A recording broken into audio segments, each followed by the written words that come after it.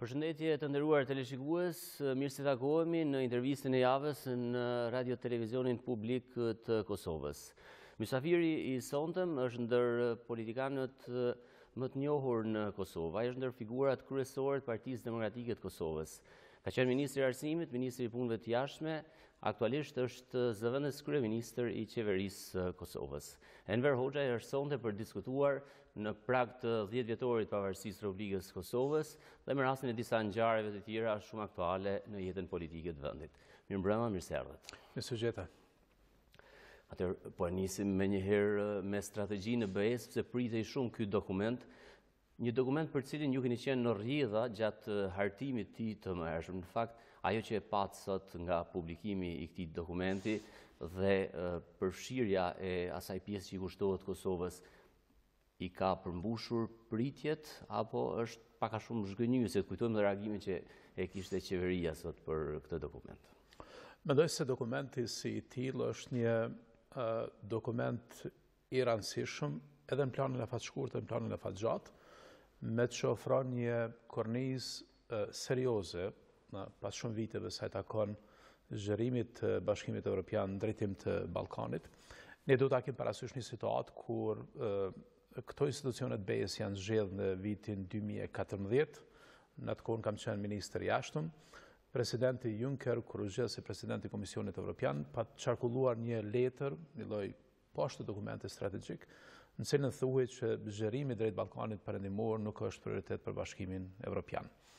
Dhe nëse krahasojmë se çfarë është në 2014 dhe çfarë thuhet në fillim të 2018, besoj që është një ngjarje e madhe e rëndësishme, me që strategjia për zgjerim i ofron antarësim të gjitha vendeve të rajonit, edhe Kosovës, edhe Shqipërisë, edhe Maqedonisë, edhe Malit të Zi, edhe Serbisë, edhe Bosnës.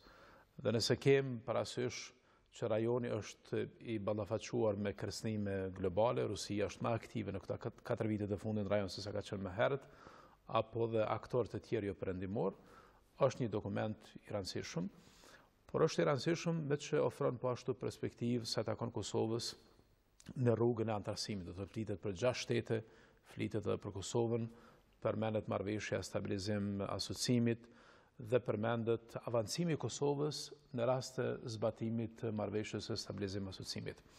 Kjo është pjesa pozitive. Pjesa e mirë. Po, pjesa mirë. Pjesa që s'na kënaq shumë. Po, pjesa tjetër, për cilën unë nuk jam parat që t'jemi shumë entuziast dhe naiv, për te kësaj anës pozitive, se takon zgjerimit në Bashkimin Evropian, është që për Kosovën nuk ofron ndonjë plan kohor. Natyrisht që Kosova është vendi i cili ka filluar i fundit rrugën e tij në Bashkimin Evropian. Por nëse lexohet dokumentin në një mënyrë më strategjike, më makro, nëse shihet në një dimension më të gjerë, shtetet grupohen në 3 grupe. Në grupin e parë hyn Serbia dhe Mali Zi, ku Serbisë dhe Malit të Zi i ofrohet antarësimi diku në vitin 2025. Nuk do të thotë që mund të ndodhë. Por si datë. Është një koordinat që pak i mobilizon proceset më ndryshe. Saksisht. Mandej, për fat mirë, Shqipërisë dhe Maqedonisë i ofrohet hapja negociatave, që është grupi i dytë i shteteve, çka për mendimin tim Shqipëria dhe vitin e kaluar do të mund të hapte negociatave. Shumë ngadalt i Shqipërisë. Shumë i hapte ngadalt, mirërisht, por është përsëri një pozicion më i avancuar, dhe së fundi është Bosnia dhe Kosova. Unë të paktën kam prit që Kosovës mund t'i ofrohet diçka si statusi kandidatit. Gjë që ju e keni përmendur më herët, në fakt. Gjë që kam përmendur më herët. Gjë që ka qenë edhe reagimi im i parë sot në raport me këtë dokument strategjik. Do thotë ka plan kohor për 2 vende, sikur se Serbia dhe Mali Zi. Ne mbështesim antarësimin e vendeve të rajonit, mbështesim antarësimin e Mali Zi, po kem hezitimet tona dhe mendojmë që Serbia nuk e meriton që ta ketë një trajtim të tillë, dhe Bashkimi Evropian në raport me Serbinë më shumë e favorizon Serbinë apo ndjek një politikë të favorizimeve se sa të realitetit. Por kjo është sa e takon zgjerimit. Ka dhe elemente tjera pozitive të cilat për mendimin tim janë të rëndësishme për Kosovën, në një dokument i cili flet për strategjinë e zgjerimit, në mënyrë të qartë dialogun mes Kosovës dhe Serbisë, kurzohet me arritjen e një marrëveshje obligative ligjore në mes të Kosovës dhe Serbisë, në rast se Serbia vërtet dëshiron që të hyjë në Bashkimin Evropian. Do thotë është një lloj edhe afatizimi i dialogut dhe një lloj matje, një lloj qëllimi i matshëm i dialogu në mes të Kosovës dhe Serbisë. Megjithatë, me tutje nuk ka një qëndrim qartë Bashkimit Evropian sa i përket hyrjes Serbisë një ditë caktuar në BE dhe zgjidhjes çështjes Kosovës, nuk është se ka një kurzim, thuhet duhet arrihet një marrëveshje. Në çfarë forme do jetë kjo marrëveshje? Një gjë tillë edhe presidenti i Serbisë që duhet bëhet një kompromis, por nuk do japim gjithçka të mos marrim edhe kështu. Pra janë disa deklarata të vazhdueshme kohët e fundit. Ju bile keni replikuar në disa prej tyre. Ka një histori të mirëfillt, bartur në vite se si ka ardhur ky kurzimi evropian në raport me Serbinë. Në vitin 2012, një grup i deputetëve të Bundestagut gjerman, Andreas Schockenhofen dhe disa tjerë, në emër të qeverisë gjermane, kanë prezantuar 7 pika në Beograd. Në mesin aty në 7 pikave, pika 7 në atë kohë ka kërkuar që të ketë një marrëveshje obligative ligjore në mes të Kosovës edhe Serbisë, në rast se Serbia dëshiron që të anëtarësohet në Bashkimin Evropian. Pas një vitin 2013, Britania e Madhe dhe Gjermania kanë qarkulluar një lloj pozicioni shtetëror të tyre, ku kanë reflektuar politikën e njëjtë. Dhe realisht prej asaj kohës, kjo shndruar në një qasje të përbashkët të institucioneve të BE-s në raport me Serbinë. Unë sa kam qenë ministri i jashtëm, po dhe kohëve të fundit kontaktet që kam pas me disa prej kolegëve të qeverive ndryshme, vazhdimisht i kam pyet çka nuk kupton për juve marrëveshje obligative ligjore.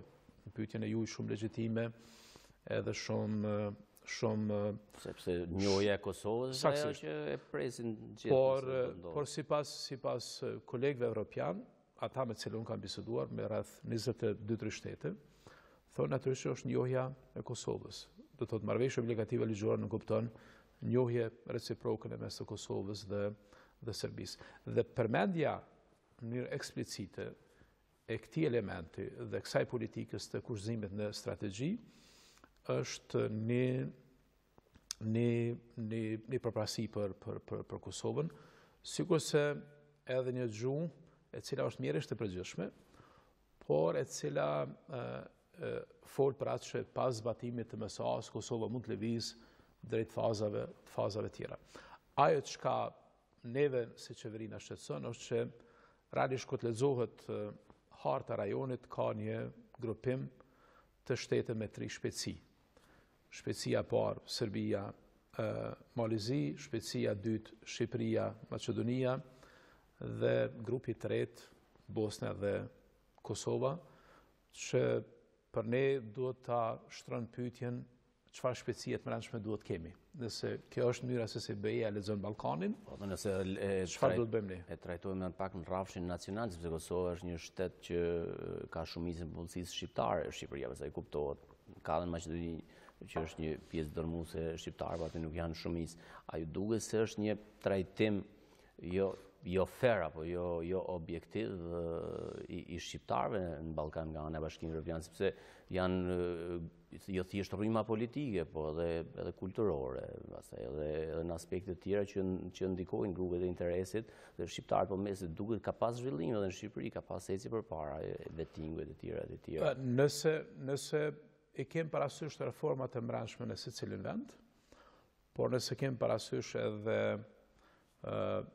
në lexim kështu të thjesht gjeopolitik të rajonit, ka 2 vende të cilat do ta meritonin që të jenë në grupin e parë. Është Malizi, është edhe Shqipëria.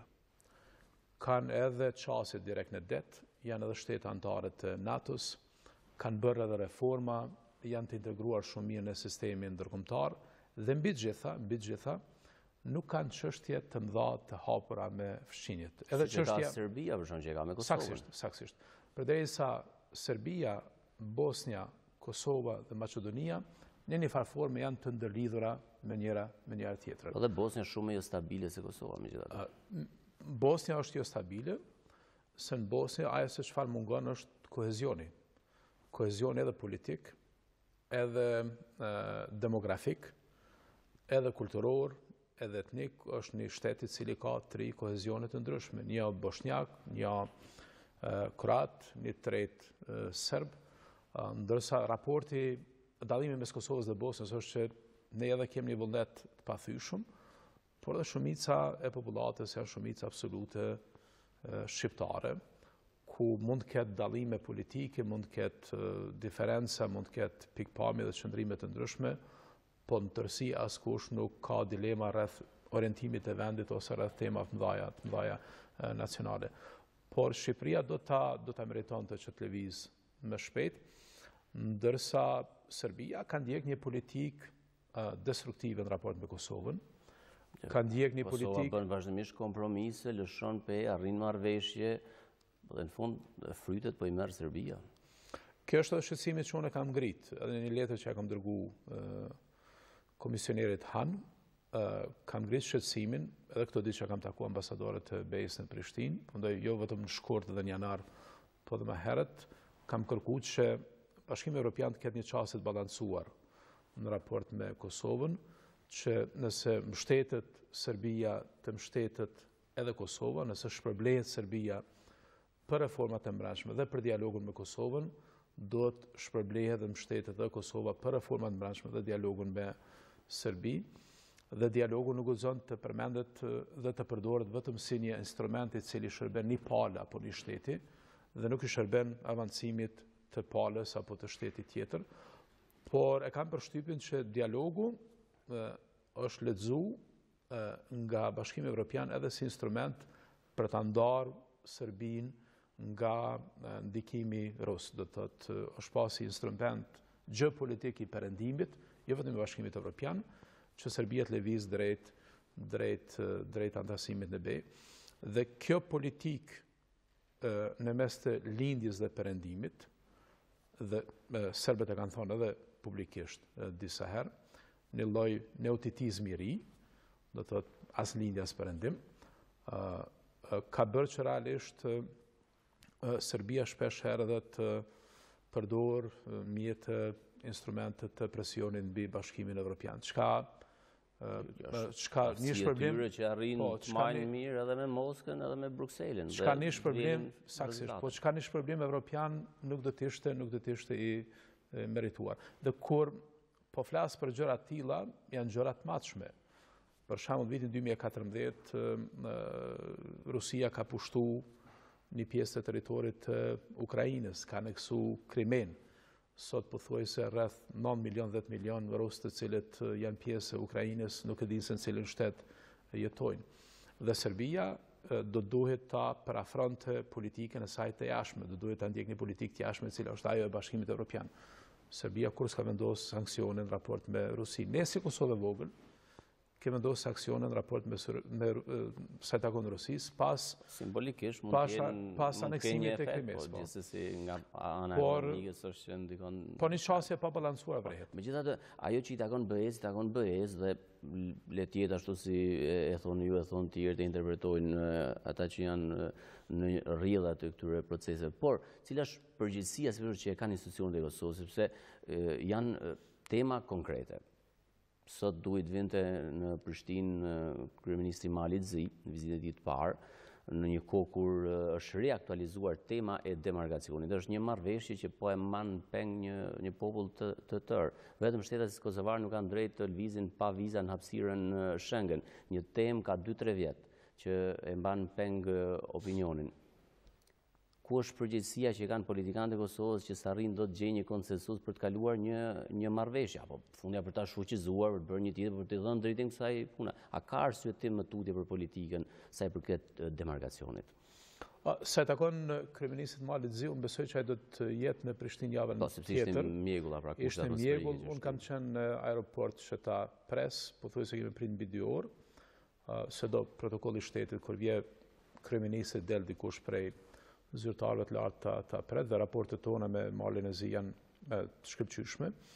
Sa i takon reformave të mbrendshme, do duhet bëjmë shumë punë që ta zbatojmë agendën evropiane të reformës dhe për mendimin tim në fund të 2018-s ta dorëzojmë zyrtarisht aplikimin tonë për status të kandidatës, se kur mund ta merr Bashkimi Evropian në trajtim është diçka tjetër. Po pikërisht masi është publikuar ato 5 vende që s'na njohin nuk janë pengesë për ta dorëzuar. Ato janë pengesë. Ato janë pengesë reale, me që në atë moment kur ne e dorëzojmë aplikimin tonë për status të kandidatit, parlamentet e këtyre 5 vendet të cilat se kanë njoftë Kosovën, prej Greqisë deri në Spanjë, do duhet marrin qëndrim se cila është politika e tyre bilaterale në raport me Kosovën, çfarë është Kosova për këto 5 vende. Prandaj edhe aplikimi për status të kandidatit është i rëndësishëm jo vetëm për të avancuar Kosovën drejt integrimit në Bashkimin Evropian, por është i rëndësishëm edhe për të shërbyer si shkak dhe si shkas që këto vende ta ndryshojnë qëndrimin e tyre në raport me Kosovën. Dhe unë jam i thari asaj që në fund të 2018-s, nëse ne arrijmë që ta zbatojmë agendën evropiane të reformave, dhe për kryeministin Haradinaj kjo është një prioritet i dorës së parë, për kur e ka marrë qeverinë, ka pas disa takime dhe ka kërkuar nga ministrat që thjesht bëjnë punë konkrete. Fund të 2018-s ne duhet ta aplikojmë për status të kandidatit. Është konstatuar pikërisht te kjo pjesë se ka një ritëm të ngadaltë pavarësisht mobilizimit të qeverisë së re ku jeni pjesë e saj. Pra, ato janë shumë, janë më 10 pike, nuk di saktë sa janë, po janë shumë prioritete, po edhe shumë të tjera detyra që duhen kryer varësisht prej sektorëve, nuk është se qeveria i bën gjitha. Për shembull, kemi sundimin e ligjit, ka shumë probleme në këtë fushë. Dhe ky vit është i mjaftueshëm që të përmbushet një punë që është zvarritur për vite të tëra realisht, sepse nuk është që sot u morën ato. Ka një plan punës i cili është i matshëm dhe konkret. Janë me sa di unë 22 prioritete të ndara me sa di në objektiva dhe qëllimet të matshme. Deri me tash një pjesë e tyre kanë mund të zbatohen. Në 2017 për shkak të 2 cikleve zgjedhore nuk kem arrit që ti përmbushmi, por e kam përshtypjen që në qeverinë e re ka një dinamik të re. Dhe nëse ne arrijmë që ti përmbushmi këto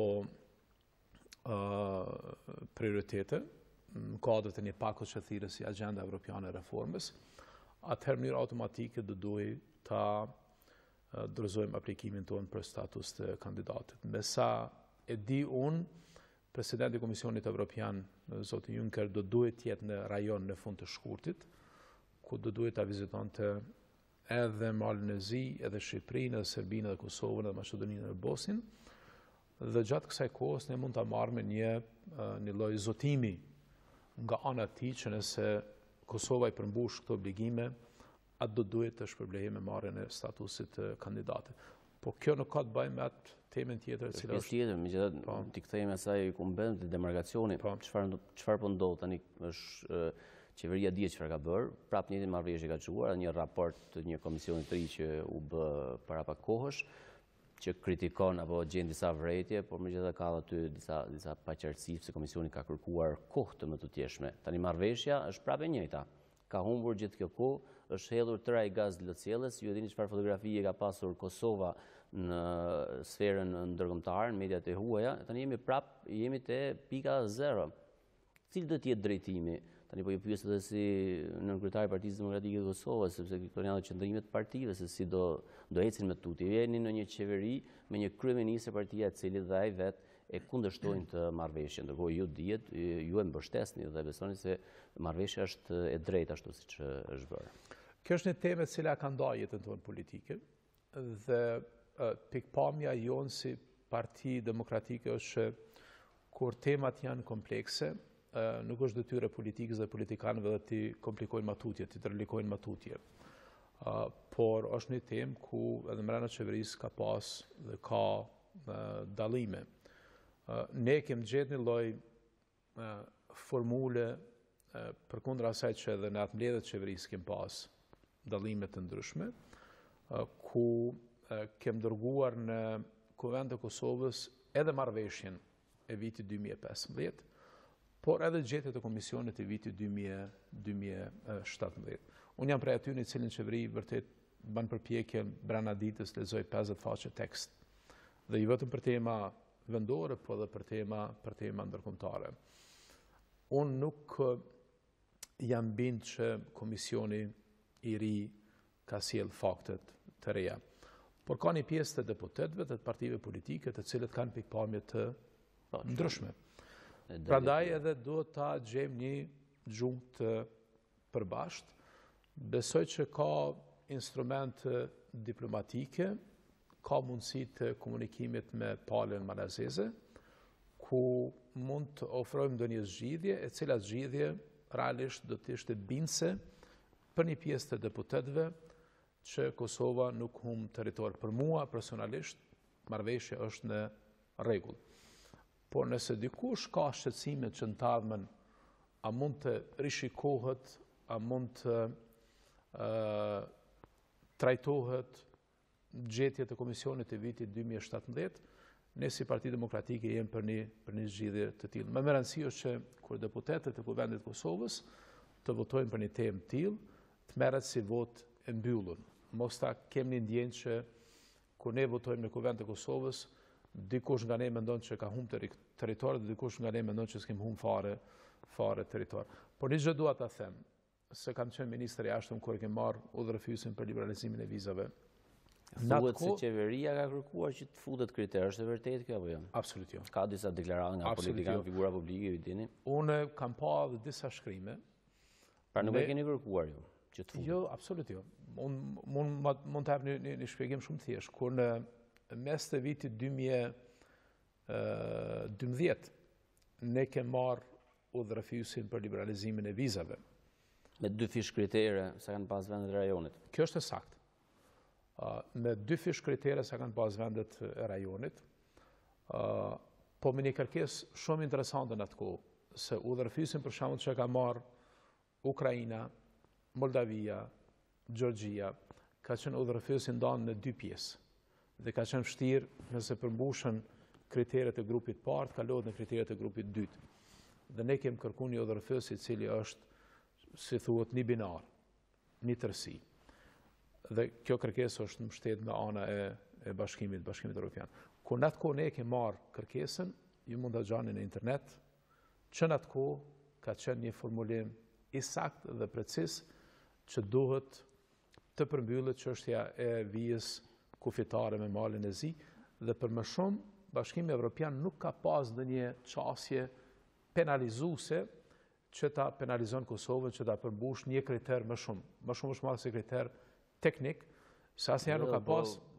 Ai u shndrua kriter politik për një qeveri? Vetëm t'ja jap një dimension më të madhshëm.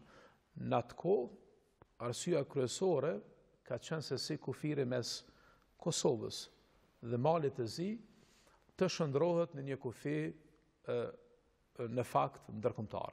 Faktit që mali i zi ishte në rrugën e andrasimit të NATO, dhe i duhej kjo. I duhej mali i zi, dhe faktit që Kosova nuk është shtet antar i OKB-s, çësja e zyrtarëve në Bruksel ka qenë e miratojnë shënimin e vijës kufitare përmes një marrëveshje ndërkombëtare, dhe kjo do ta mbyllte një temë e cila mund shfaqet të tarmën. Por nuk e ka pas ndonjë politikë kështu kurzimit, por natyrisht kriteret kanë qenë të shumta, dhe natyrisht që ne kemi plotësuar 2 fishën e kriterëve në raport me kriteret që ka plotësuar Shqipëria, apo që ka plotësuar Serbia, apo Maqedonia. Por sa më larg që ndodh antarësimi në Bashkimin Evropian, aq më shumë rritet numri i kritereve. Megjithatë për qenë më konkret të liberalizimi i vizave, nëse humbim trenin edhe gjatë, sepse ka prej antarëve të qeverisë, është edhe prej presidentit Kosovës, nëse nuk miratohet me shpejtësi, pra për një kohë të shkurtër, nuk ratifikohet marrëveshja, atëherë liberalizimi i vizave kalon në agjendën e vitit të ardhshëm. A është vërtet kjo, do ndodhë kështu, pra nëse ju brenda pak jave nuk arrini të jepni një zgjidhje saj? Ne si qeveri po punojmë dhe si partner të koalicionit që realisht në një kohë të shkurtë ta gjejmë një zgjidhje. Do duhen votat e opozitës, nuk mundeni veç. Natyrisht që na duhen votat e opozitës, por fillimisht do duhet të sigurojmë votat tona. Ma mërmenja që ne nuk kem shumë kredibilitet që të kërkojmë nga opozita që ta voton marrëveshjen, nëse koalicioni aktual qeverisë nuk del me një qartësi se cilat vota i ka. Po për te i kalendarit ton, që ta shkime në gjare tjera, se kur mund përmbyllet kjo temë gjatë javëve të ardhshme, unë pajtoj me ju, ne do ta kemi një kalendar tjetër, dhe është kalendari i Bashkimit Evropian.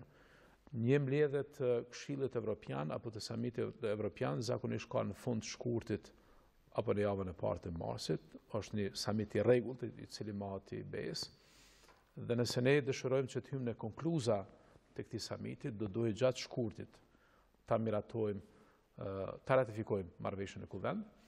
Një samit tjetër i radhës është në qershor, dhe nëse ne e humbim shansën e marsit, mund besmi për qershor, dhe aty mund të nxirren përsëri konkluza që mbështesin dhe bëjnë ftesë institucionet BE-s për punë të liberalizimit të vizave, por masi të aprovohen sugjerimet e tilla, gjëja se Kosova i ka plotësuar gjitha kushtet, ka një fazë ku Komisioni Evropian negocion së bashku me Parlamentin Evropian rreth procedurave tjera se si të hynë në fuqi mandej procesi i liberalizimit të vizave, dhe shtetet anëtare dhe mbi gjitha... Mogherini sot e tha që kalon demarkacioni, liberalizohen vizat. Kjo është i deklaruar një intervistë ekskluzive për RTK-n që ishte në lagë. Kjo është kushti i fundit. Kjo është realisht kushti... Tani është edhe korrupsioni, po aty është më fleksibil duket. Po, kjo është kushti i fundit i matshëm. Përderisa ne do ta kemi parasysh që edhe ministrat e brendshëm të vendeve anëtare të BE-s kanë një rol. Prandaj nëse duam që në 2018 vërtet për krishtlindje qytetarët të votojnë pa viza drejt Evropës, do duhet gjatë javëve të ardhshëm të japim drejtim kësaj teme, me që nuk është në pyetje vetëm agenda jonë kohore, është pyetje agenda institucioneve të BE-s. Partia juaj është vazhdimisht në qeveri, pra prej shpalljes pavarësisë e këtej, ka përgjegjësi të jashtëzakonshme për gjitha gjërat që kanë ndodhur, qoftë për mirë, por qoftë edhe për keq. Çfarë do të ndodhë nëse nuk kalon demarkacioni? Një qeveri Mustafa e rrëzoi pikërisht demarkacionin, se pak le të themi u bë alibi për rrëzimin e saj. Tani çfarë do ndodhë me këtë? Kryeministri Haradinaj dhe koalicioni aktuale ka mbështetjen e plotë të Partisë Demokratike të Kosovës. Edhe në kaluarën kur se kemë përdor këtë temë si pretekst. Që ka zëra tani sikur po paralajmërohet një zgjedhje tjetër, do të ishte një... Absolut jo. As nuk do të ketë zgjedhje... Një situatë më e komplikuar pastaj. Nuk do të ketë zgjedhje të reja nacionale në vitin 2018. Është sigurt? Jemi shumë sigurt. Qëndrimi PDK-s është shumë i qartë, por të njëjtën kohë janë disa tema të mëdha nacionale, prej të cilave varet shpejtësia e vendit. Na më herët biseduam për atë se është trajtu Kosova mirë apo jo në një dokument. Për afatet kohore që nuk na i dha BE-ja për asgjë fare, për jashtë dialogun me Po më lejoni të jap një interpretim më thjesht. Për mua personalisht, liberalizimi i vizave është antarësim i një qytetari të Kosovës në Bashkimin Evropian. Në atë moment kur qytetarët e Kosovës e fitojnë të drejtën për të lëvizje pa viza drejt Evropës, ata bëhen qytetar të mirëfillt evropian. Në atë që ne jemi një shtet i ri dhe i vogël, dhe nëse andrasohemi me BE, BE-ja për neve ofron siguri politike, ofron siguri ekonomike, ofron modernizim, ofron hapësirë ku qytetarët e Kosovës do të mund të jetonin dhe të punonin prej Kosovës e deri në Portugali, në Gjermani, në Hamburg, kush po mundet po ik, janë me dhjetra mira kosovarë që kanë shkuar në BE. Por liberalizimi i vizave do t'i bënte qytetarët e Kosovës evropian të plot, ndërsa këto temat, statusi kandidatit, MSA-ja, hapja kaptinave të reja, mbylla kaptinave të reja, këto janë raporte kontraktuale të shtetit Kosovës me Bashkim Evropian. Mandej nuk ka diçka më madhe që mund ndodhë në këtë vend 5 vite të ardhshme se sa liberalizimi i vizave. Nëse kem parasysh se kur Shqipëria i ka fitu liberalizimin e vizave, nuk ka ndodhur diçka më e madhe në këto 10 vitet e fundit as Shqipëri, as Maqedoni, as në Serbi, as në Bosnë, as në Mallzi, se sa e drejta atyre për të lëvizë pa viza drejt Evropës. Unë e di që një pjesë e njerëzve po e ka lëshu venin këto vitet të fundit, por do ta kemë edhe një qartësi tjetër. Sot nuk kanë njerëzit mundësi të përmbushin kërkesat e tyre duke jetu një territor të vogël të një shteti të ri si Kosovo. Unë jam për atë që Kosova të orientohet edhe drejt Shqipërisë, ta shohim si orientim tonin Shqipërinë, ta shohim edhe si zhatje, edhe kulturore, edhe ekonomike, që njerëzit jetojnë në Tiranë dhe në Prishtinë, ose të shkollohen atje ose këtu, në 2018 nuk mund të jetë temë, por në një të ardhme të afërt, mund të lëvizin dhe kudo tjetër në botë. Si ish ministër jashtëm e kam pasë sa shumë udhëtojnë se sa ka mobilitet të njerëzve në gjeografi të ndryshme, dhe në atësh botën cilën ne po jetojmë, në talmë do të ketë më shumë nevojë për lëvizje të lirë. Në këtë qeveri, përmenda më herët që ju keni pas pozicionet ndryshme në për Ministritë e Qeverisë Kosovës, si funksionon kjo qeveri me këtë mbi popullim pozicionesh, zëvendës ministrash e të tjera, zëvendës kryeministrash, ministrash, ju ishin një darkë të Behçet Pacolli, i cili është edhe biznesmen, përveç se një politikan kosovar, u komentua shumë bile a janë korrekte takimet tilla, jo formale sigurisht, nuk është zyrtare, se nuk është se keni marrë një vendim. Jo, absolutisht. Kem një bashkëpunim. Po se folet për demarkacion aty, po ishin më tepër. Kemi një bashkëpunim shumë të mirë me kolegët në qeveri. Kryeministri Haradinaj vërtet tregon edhe leadership, por është edhe i hapur për çdo sugjerim, ide, vetëm këtë temën e parë që trajtuam. Unë me ta kam mund bisedoj në 2 muajt e fundit, 3 muajt e fundit, disa herë, ku ja kam ngritë shqetësimet e mia, kem ftuar edhe zonin Apostollova në takim së bashku, do të thotë është i hapur dinamik edhe kalon një pjesë madhe të kohës në zyra apo në punë në terren, dhe kem koordinim po ashtu për temat ndryshme, qoftë me zotin Limaj, qoftë me zotin Pacolli, qoftë edhe me partnerët e tjerë në qeveri. Unë e pash që atë të diel edhe për shkak kontekstit medial në cilin jetojmë, mediat sociale janë të prirura që plasojnë fotografia goxha pompoze, Pacolli pastaj ka një rezidencë shumë luksoze. Ngjarje sociale, por edhe më herët e kemi pas një darkë të karakterit më shumë njerëzor, që ka ftu kryeministri Haradinaj në restoranin Tiffany. Kësaj here ishëm tek zoti Pacolli, herën tjetër nuk di se kush do i prisni edhe ju një ditë antarët? Do i ftoj edhe unë antarët. Nuk do t'jetë atë që pompoze se sa u duk të djelen, por qëllimi i darkës është që njihemi më shumë me njëri tjetrin, që të bisedojmë për tema politike, dhe ideja bazike ka qenë që ndoshta në një takim të tillë do të mund të ngritim tema, çështje të cilat mund të krijojnë edhe një pikpamje të plot me kolegë mbrana të qeverisë, edhe mund të shohim se çka mund të jetë më strategjike në një plan më afatgjatë. Dinamika në qeveri është e tillë ku çdo kolegë antar e ka agjendën e tij, dhe ka njëherë këto mbledhjet të cilat i kemë të qeverisë që janë të përgatitura mirë, që kanë një agjendë të menduar mirë, nuk mund të jenë edhe aq kreative nëse ka iniciativa të reja.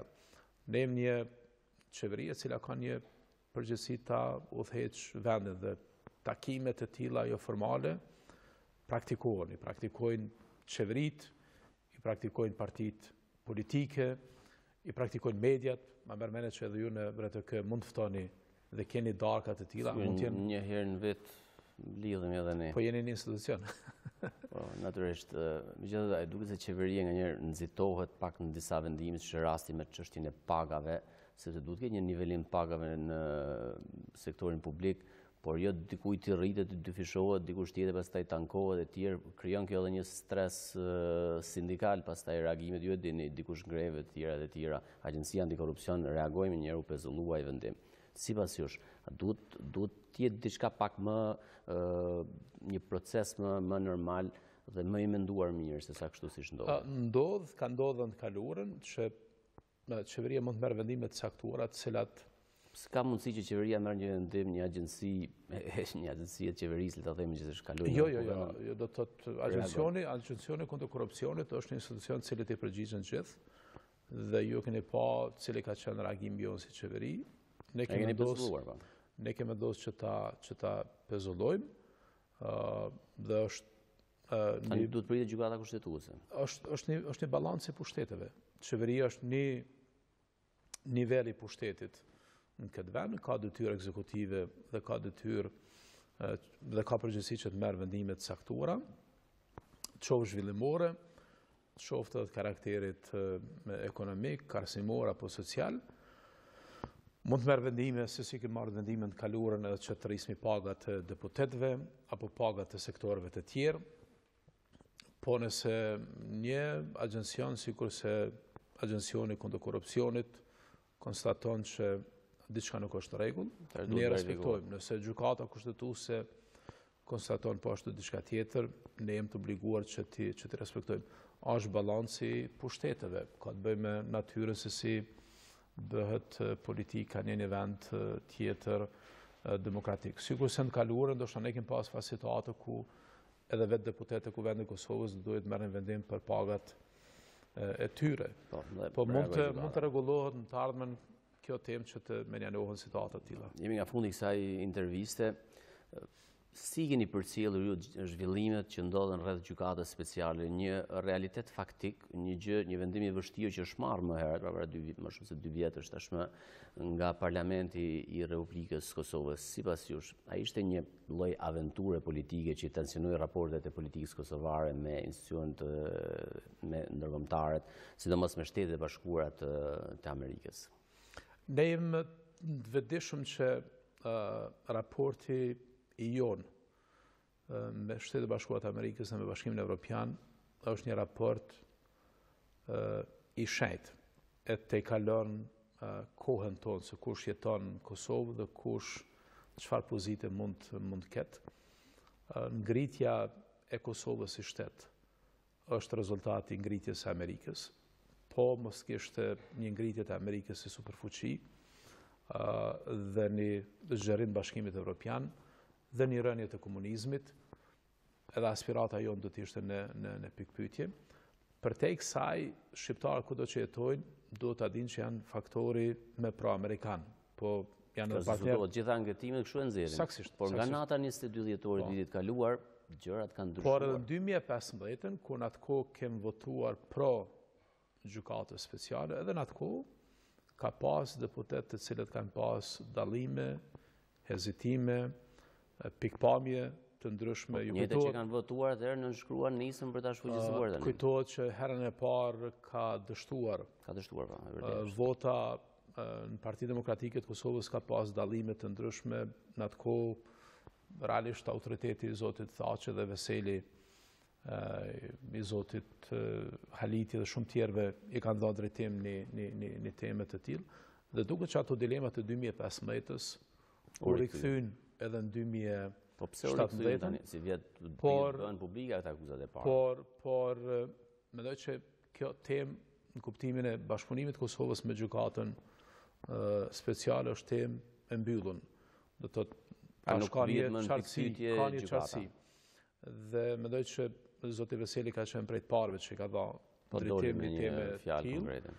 Kem pas debate në Partinë Demokratike të Kosovës me deputet të Kosovës. Kryeministri Haradinaj ka qenë po ashtu i qartë, edhe presidenti i vendit është temë e mbyllur. Por ka qenë një temë e cila e ka përcjellë jetën tonë. Provokojmë disa zhvillime dhe na morë dhe pak kohë ekstra, nëse mund të kemi parasysh të lashe të tjera politike në vend. Po mendoj që përsëri si temë e mbyllur tregoj që mes partneritetit me SHBA-t kosovarët janë aty ku kanë qenë. Mirë, kryeministri mori vizën. Për fund fare, ju jeni kryetari i Partisë Demokratike të Kosovës, dhe prej largimit të zotit Thaçi, zhvendosis ti në postin e presidentit, çfarë po ndryshon Partinë Demokratike jemi në 10 vjetorin në dekadën e parë të shtetësisë. Një parti që 2 qeveri e ka pasur kryeministin, më pas ka qenë prapë pjesë e qeverisë dhe sërish pra është mandati i 4 që jeni në qeverisje. I ndani ju me njerëzit në Kosovë si ato arritje që kanë ndodhur, qoftë në aspekt ndërkombëtar, me njohjet e tjera, në aspekt ekonomik, por edhe në pjesën tjetër që është një realitet me një ekonomi që ecën ngadalë, me një papunësi të madhe, me njerëz të varfër, me institucione, me arsim, goxha me probleme, keni qenë vetë Ministri i Arsimit, apo me shëndetësijet e tjera dhe tjera. Sa jeni vetë kritik në Partinë Demokratike dhe sa jeni duke reflektuar në këto 10 vjetor në mënyrë që t'i ofroni njerëzve një mentalitet të ri politik dhe qeveritar? Pavarësia e Kosovës si proces, si aspirat, si arritje dhe si realitet është merit mbi gjitha çdo qytetar të Kosovës e çdo vije politike, çdo grupimi politik, por edhe çdo shtrese, qoftë atyre që kanë qenë intelektual, qoftë atyre që kanë qenë patriot, qoftë atyre që kanë qenë sipërmarrës, apo qytetarë që kanë bërë punë të ndryshme, apo të diasporës tonë, pa cilën Kosova pavarur do të ishte e pamundur, pa përmend tash lëvizje të fuqishme si UÇK-ja apo LDK-ja në vitet 90-ta, apo edhe para këtyre në vitet 80-ta, 70-ta, grupimet të ndryshme të cilat e kanë shty agendën e Kosovës. Kjo është pjesa e parë e përgjigjes. Por në ndërtimin e shtetit Kosovës, Partia Demokratike e Kosovës ka pasur rol kyç. Kosova në 2018-ën, në shkurt e 2018-s, nuk është ajo që ka qenë vitin 2007. Është vërtet që gjendja ekonomike është e keqe. Në atë kohë investimet, po ja vetëm një fakt investimet e huaja kanë qenë shumë më të mëdha se më pas. Donacionet. Investimet huaja, Banka Qendrore i ka janë raportet. T'ju jap donacione kanë qenë më shumë se sa investime. Në vitin 2007 GDP-ja, rritja ekonomike e Kosovës ka qenë 1%. Në këto 10 vitet e fundit gjitha qeverit. Nuk është se ka fluturuar shumë, 3-4% sillet. Po, është rritje. Është pa mjaftueshme për zbutur varfërinë dhe për të rritur papunësinë. Është vërtet, po është rritje. Është rritja më e madhe që ka pas një vend në rajon, në ish Jugosllavi. Është më e madhe se sa Shqipëria, më e madhe se sa Maqedonia. Përveç kësaj, si shtet i ri, ne kemi arritur që ta ndërtojmë një shtet demokratik, shumë etnik, por edhe një shtet dhe një shoqëri sekulare me shumë vështirësi. Njëra prej dilemave të cilat e kanë përcjell çdo shtet pas pavarësimit ka qenë raporti mes shumicës, në Kosovë shumica është shumicë absolute shqiptare, dhe pakicës. Kemi bërë përpjekje maksimale që ta integrojmë komunitetin serb në jetën publike shtetërore të Kosovës. Një pjesë e tyre ende nuk janë të integruar mirëfillin e verit të vendit dhe po shihen edhe pasojat. Vetëm rasti i Zotit Ivanovićit. Po flet për atë se aty strukturat paralele të shtetit serb dhe matutje operojnë prej shtëpive private të cilat çdo kohë mund të nxisin ngjarje të tilla, pse rasti është në hetim më sipër. Ne kemi arritur që do të thotë jo vetëm ta konsolidojmë shtësinë e brendshme dhe roli i PDK-s ka qenë kyç në gjitha qeverit, po edhe partive tjera politike, edhe i LDK-s sa kemi bashkë qeverisë, edhe i AKR-s kemi bashkë qeverisë, edhe i AK-s tash jemi në bashkë qeverisë apo i nismës. Po përveç konsolidimit të brendshëm shtësisë, kemi arritur që ta zgjerojmë sovranitetin e Kosovës, ta rrismi sovranitetin e Kosovës, ta ushtrojmë sovranitetin e Kosovës. Si numër njohjesh është në rregull se është mbi 100, 110, 115. Ky është numri sakt, por nuk jemi antar të OKB-s, nuk jemi në UNESCO, nuk jemi në Interpol, me BE-n folëm fillim të intervistës se ku jemi. Pra, në rrafshin ndërkombëtar, një pozitivitet është kodi telefonik që tani jemi në shumë. Është arritje, por në vitin 2018 ne do të gëzojmë faktit që janë 115 shtete që kanë njoftë Kosovën, me sa di janë edhe me 100 shtete ke marrëdhënie diplomatike, jemi antarësuar në 67 organizata të ndryshme ndërkombëtare, gjithë kjo pjesëmarrje jo në lojra olimpike, në aktivitetet të ndryshme sportive, në ngjarje të ndryshme ekonomike, në ngjarje të ndryshme financiare, është falë rezultatit të anëtarësimit tonë, qoftë në Fondin Monetar Ndërkombëtar, qoftë në Bankën Botërore, qoftë në Bankën Evropiane për Zhvillim dhe Rindërtim. Unë kam qenë ministër i jashtëm, sa e kam udhëheq procesin e anëtarësimit të Kosovës në këtë bankë. Tash kryeministra do të jenë në Londër me 26-ën që të prezantohen projekte konkrete dhe Bërgje apo EBRD-ja veç ka financu disa biznese në Kosovë. Kem avancu po ashtu raportin tonë me Bashkimin Evropian. Por kem arritë disa marrëveshje me Serbinë. Dhe unë mendoj që ajo se çfarë po i mungon Kosovës në këto 2 vitet e fundit, 3 vitet e fundit, veçanërisht nga fundi 2014-s, po 2015, 16 dhe 17 është që për 3-4 tema të mëdha ne nuk po arrim që të krijojmë unitet. Dhe ajo çka e ka bërë këtë vend të fuqishëm ka qenë kohezioni politik, vullneti politik dhe fuqia e njerëzve që kanë drejtuar politikën që gjejnë zgjidhje përbashkëta për tema nacionale. Do të thotë demarkacioni duhet ta mbyllmi, krimin e ushtrisë duhet ta përfundojmë, dialogun me Serbinë duhet ta shtyjmë deri në fund. Asociacionin mos ta harrojmë se asociacioni është pjesë e dialogut dhe këto 3-4 tema kanë bënë me atë ku e patët ju pyetjen e fundit. Jo, kanë bënë me atë ne duhet ta përmbyllmi shtetërtimin. Këto 3-4 tema të mëdha nacionale në fakt e përmbyllin shtetërtimin e Kosovës në shkurt të 2018-s. Ne do ta shtrojmë pyetjen jo vetëm sa kemi arritë. Sa arritjet tona janë historike, ka pas angecje, ka pas rënje, ku përgjithësia ndoshta mund të jetë edhe e Partisë Demokratike të Kosovës, edhe partnerëve të tjerë të koalicionit. Por arritjet e Kosovës janë arritje dhe falë një forcë motorike që ka tregu PDK-ja në pushtet. Por në 2018-ën, këto 3-4 tema nuk mund të zgjidhet një subjekt i vetëm politik, as vetëm qeveria. Na duhet konsenzus i plot. Dhe nëse nuk gjejmë konsenzus të plot, unë kam shqetësimin se ku do të jemi në të ardhmen.